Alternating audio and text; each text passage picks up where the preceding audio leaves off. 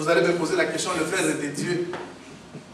Vous savez, quand Jésus parlait dans le temple, dans la synagogue, on lui venait dire que non, ta mère et tes frères sont dehors. Il a dit, qui est ma mère et qui sont mes frères? Ma mère, mon frère, ma soeur, ce sont tous ceux qui entendent ces paroles et les mettent en pratique. C'est-à-dire, vous avez remarqué que le jour où Moïse est descendu sur la montagne et il a trouvé qu'Israël était en train d'adorer le veau d'or, qu'est-ce qui s'est passé? Il s'est mis devant la porte. Exode chapitre 32. Il dit, pour moi, ceux qui sont pour l'Éternel. Il n'a pas cité le nom d'une tribu. Comme aussi Ruben pouvait s'approcher de Moïse. Comme aussi Gad. Mais il a dit seulement, pour moi, ceux qui sont pour l'Éternel. La Bible dit, les enfants de Lévi, ils ont compris que cette parole que Moïse a prononcée les concernait. Vous savez, pour mettre en pratique la parole de Dieu, ce n'est pas quelque chose de pousseux les gens. Quand nous parlons de la part de Dieu, une personne concernée, une personne créée pour qu'il mette en pratique la parole de Dieu, il se sent concerné sans que quelqu'un puisse le pousser. Parce que la Bible dit, les bonnes œuvres ont été créées avant la fondation du monde pour que nous les pratiquions. C'est-à-dire, quand Dieu nous a créés, il a créé aussi les bonnes œuvres pour que nous qui sommes enfants de Dieu, que nous puissions les pratiquer. Alors pour pratiquer une bonne œuvre, il ne faut pas que quelqu'un soit à tes côtés pour te pousser. Moïse, il a seulement parlé. Pour moi, ceux qui sont pour l'Éternel. Et tous ceux qui se sentaient concernés, il s'est approché. La Bible dit que c'était les enfants de Lévi. Parce qu'il y a des gens, quand vous prêchez, ils disent que non, moi je ne peux pas le faire parce que lui n'a pas encore fait. Non, les salut est individuel. Quand vous vous sentez concerné, quand vous croyez que le royaume c'est pour vous conformer à l'enseignement, ça ne demande pas qu'il y ait une multitude de gens.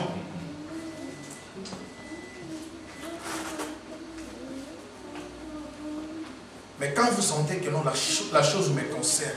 Alors quand les enfants de Lévi se sont approchés de Moïse, Moïse leur a dit que chacun prenne quoi? Son épée et tue son frère.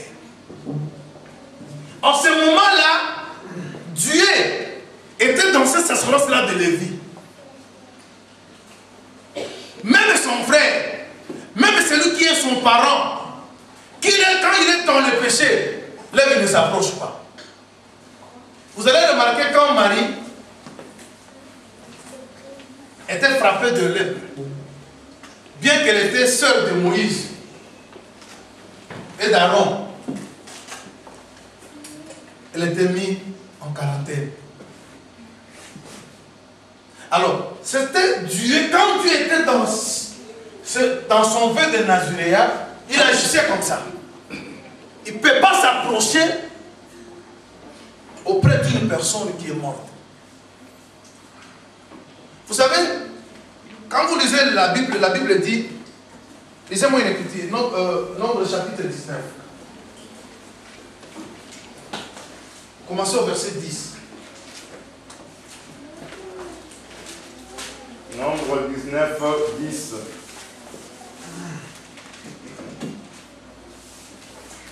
Celui qui aura recueilli la cendre de la vache lavera ses vêtements et sera impur jusqu'au soir. Ce sera une loi perpétuelle pour les enfants d'Israël et pour l'étranger en séjour au milieu d'eux. Celui qui touchera un mort, un corps humain quelconque, sera impur pendant 7 jours. Il se purifiera avec cette eau le 3e jour, et le 7e jour, il sera pur. Mais s'il ne se purifie pas le 3e jour, et le 7e jour, il ne sera pas pur. Celui qui touchera un mort, le corps d'un homme qui sera mort, et qui ne se purifiera pas, suit le tabernacle de l'Éternel. Celui-là sera retranché d'Israël.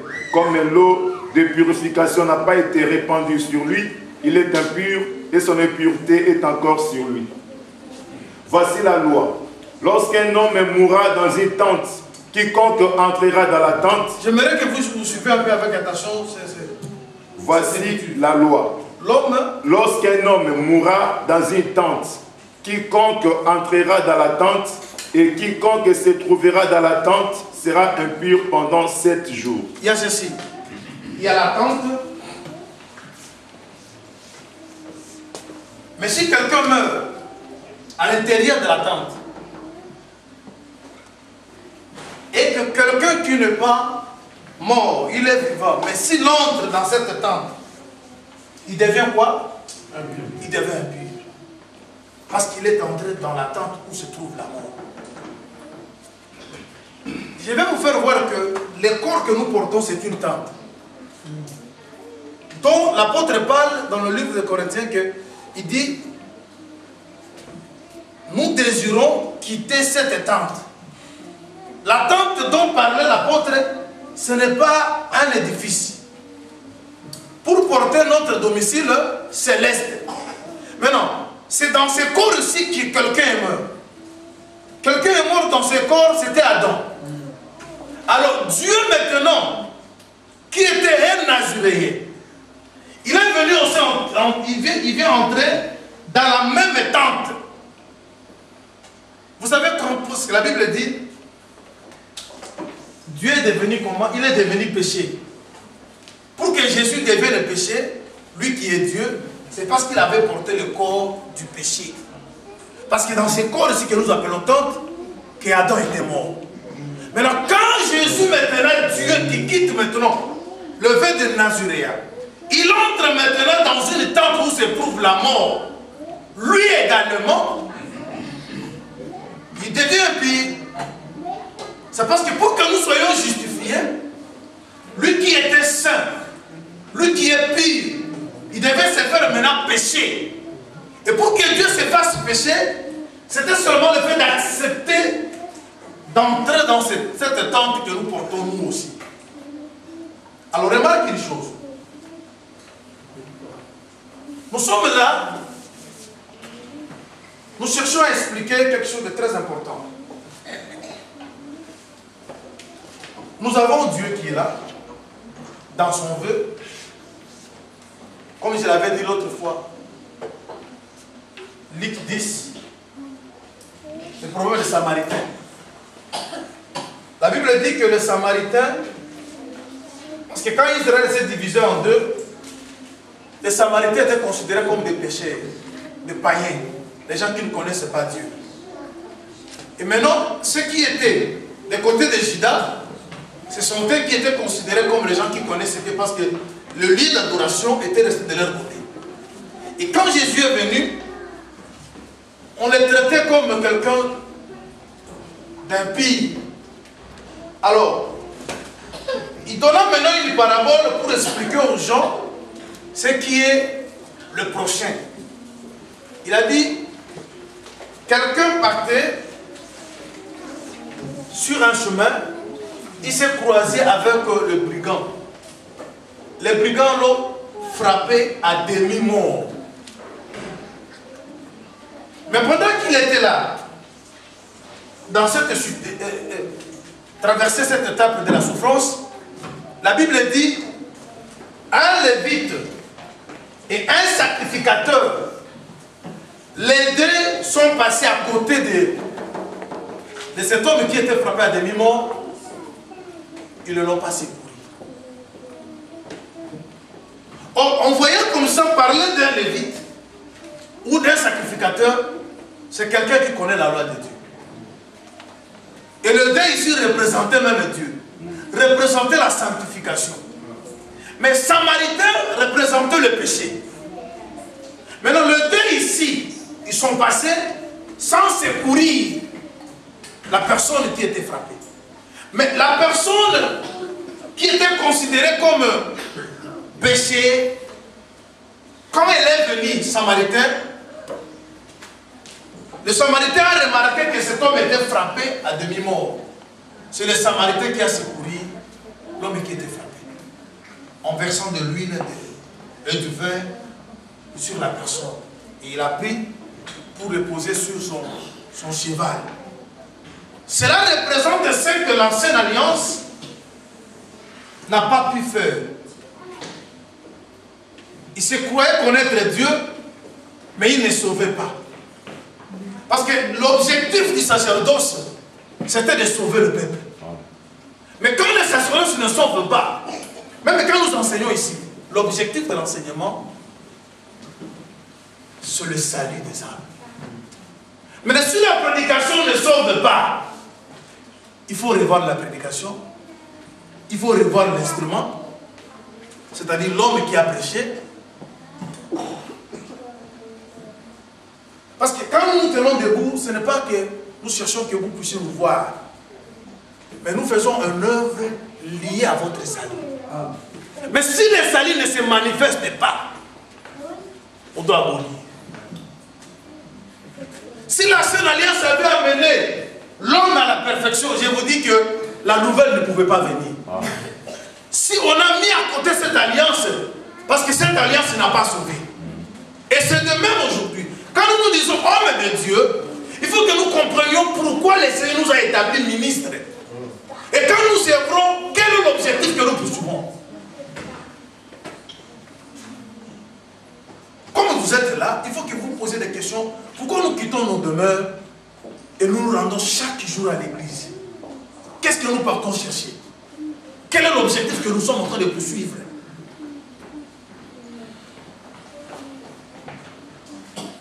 Alors, quand les deux hommes qui sont passés avant nos papilles secourir, nous avons compris l'incapacité qui était dans cette alliance, dans ce sacerdoce.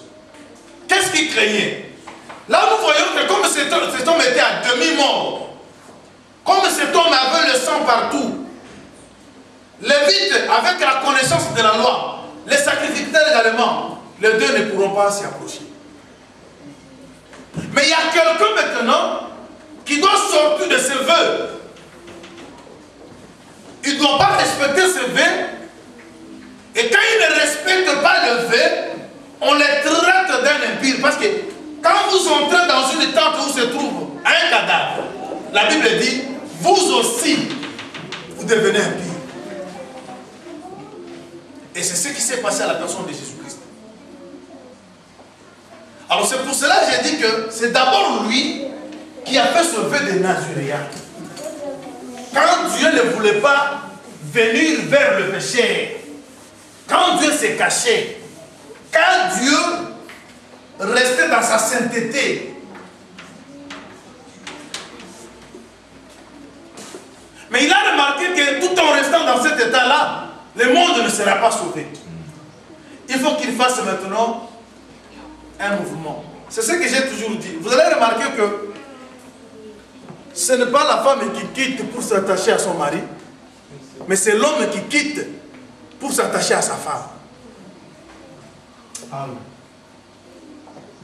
Même dans le mariage physique comme ça, c'est d'abord l'homme qui doit quitter pour s'attacher à sa femme.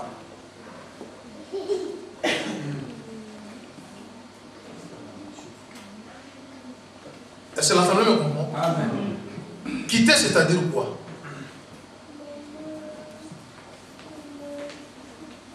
La Bible dit, il quittera son père et sa mère. Et il s'attachera afin que le deux devienne. Il y a un problème. Il y a des flèches.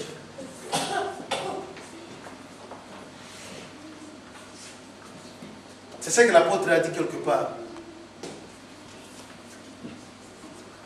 Quand l'homme quitte son père et sa mère pour venir vers la femme, l'homme se fait impie. L'homme se fait impie. Il devait suyer. Mais quand la femme quitte pour s'attacher au Seigneur, il devient un seul esprit. L'apôtre l'a bien parlé. Quelqu'un qui s'attache à une prostituée devient une seule chair. Mais celui qui s'attache au Seigneur devient un seul esprit. Mais Dieu d'abord cherchait de devenir une même chair avec nous. Vous savez ce qu'Adam a dit? Elle est os et chair. On l'appellera. J'aime ça. Hein? Ce n'est pas Adam qui a dit que je vais commencer à appeler cette femme femme. Mais on l'appellera. Les gens qui observent ce couple. Quand on observe le couple, il faut que les gens voient réellement que celle-ci est sortie ici. Amen. C'est pour cela, ce jour-là, ceux qui observaient les apôtres, ils ont dit qu'ils sont des chrétiens. Ils ont remarqué qu'ils reflètent la nature du Christ. Ils sont réellement sortis du Seigneur. Les témoignages des gens du dehors est aussi important.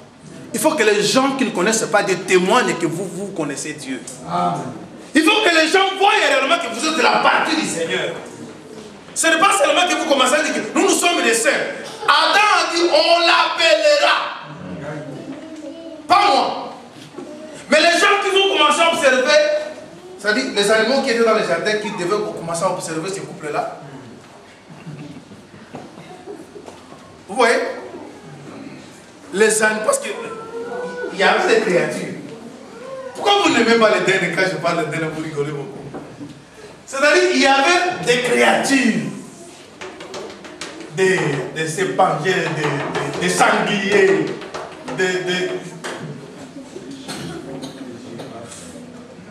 il y avait Adam. Et la créature qui était différente à toutes les autres créatures, c'était Adam. Maintenant, lorsqu'ils vont commencer à voir maintenant elle, ce sont ces animaux-là qui vont dire que non, celle-ci n'est pas comme nous. Elle est sortie de cet Adam. Il faut que le monde aussi voie que nous sommes différents. Nous qui avons embrassé cet évangile, nous ne sommes pas comme eux. Parce que nous reflétons le langage de notre mari. Nous vivons comme notre mari. Parce qu'Adam, quand il était seul, il fouillait les femmes. Parce qu'Adam, il était là. Si Adam avait trouvé que même un sanglier pouvait venir à son côté, il ne pouvait pas chercher Ève. Parce qu'il était dans le choix.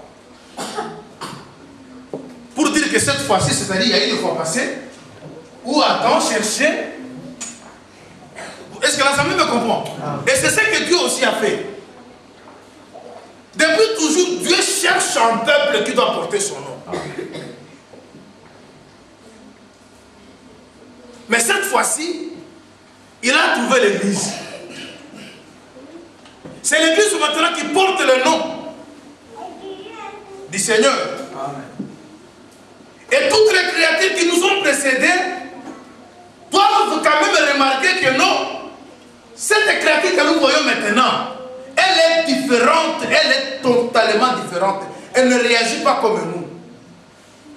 Et nous devons maintenant commencer à l'appeler femme parce qu'elle est sortie de l'homme. Les gens du dehors doivent aussi témoigner. Ah non, c'est un enfant de Dieu. Lui, il ne réagit pas comme nous. Il a sa manière autre de vivre. Mais ici, les frères que vous voyez ici, ils sont frères peut-être parce qu'ils sont dans ce local. Et quand nous sortons ici, ils sont comme des guenons, des sépagins, des girafes. Vous comprenez? C'est-à-dire ils reflètent la même vie que les gens du monde manifestent. Et quand vous vous appelez, oh, comment mon frère? Lui aussi est frère. Alors, remarque maintenant, il y a deux flèches. Pour s'attacher, c'est l'homme qui quitte maintenant. Il quitte le père et la mère.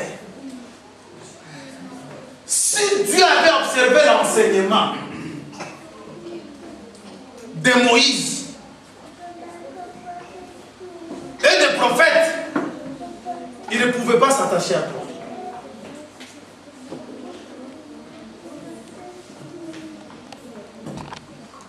Mais Jésus-Christ, il a compris que pour que nous arrivions comme lui est, c'est-à-dire atteindre la perfection, c'est lui d'abord qui devait faire un mouvement vers nous. Parce que c'est lui celui qui connaît les chemins.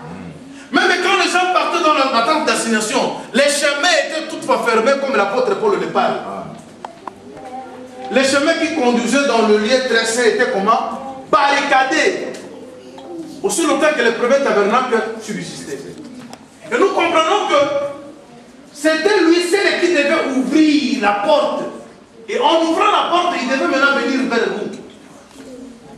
Et quand il vient vers nous, c'est-à-dire lever des Nazuréas, touche à sa fin.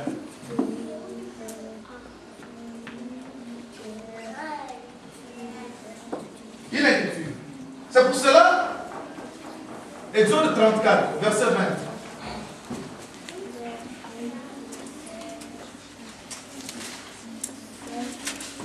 Exode 34, 20. Tu rachèteras avec un agneau le premier-né de l'âne. Oui. Et si tu ne le rachètes pas, tu lui briseras la nuque. Tu rachèteras tout premier-né de tes fils, et l'on ne se présentera point à vide devant ma face. Ésaïe 1er, verset 3. Ésaïe 1er, 3. Le bœuf connaît son possesseur, et l'âne la crèche de son maître.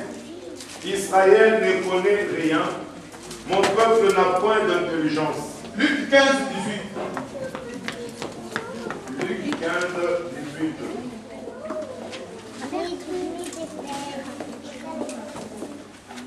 Je me lèverai, j'irai vers mon père et je lui dirai, mon père.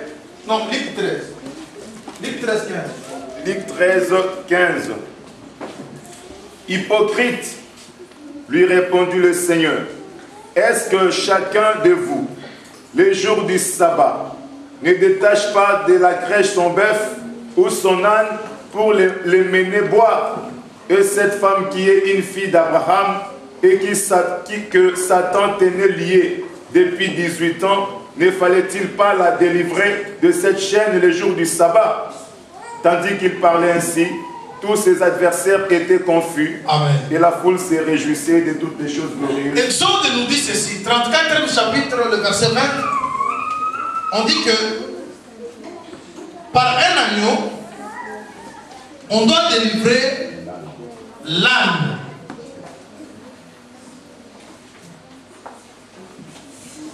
Si on ne le délivre pas, on doit briser la nuque.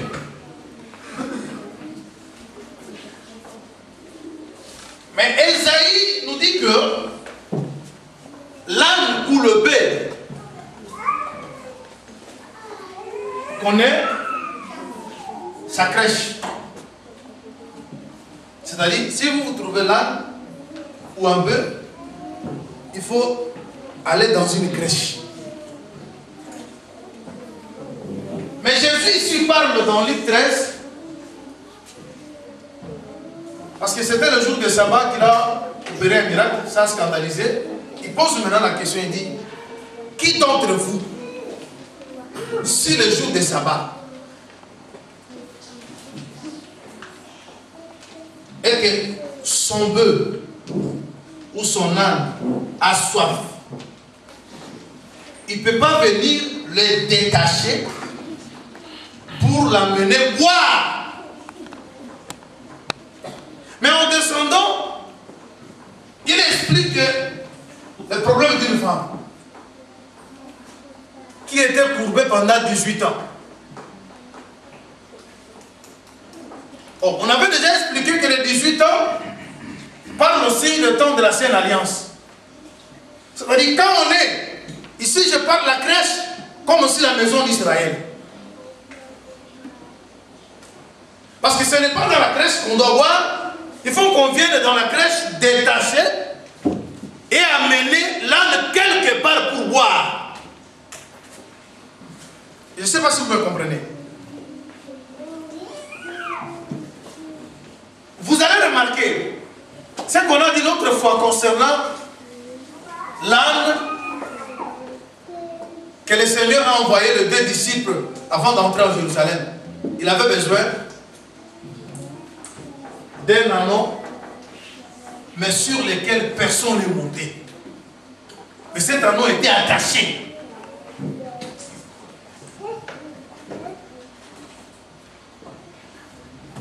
Et je vous avais expliqué que cet anneau parlait aussi de Marie.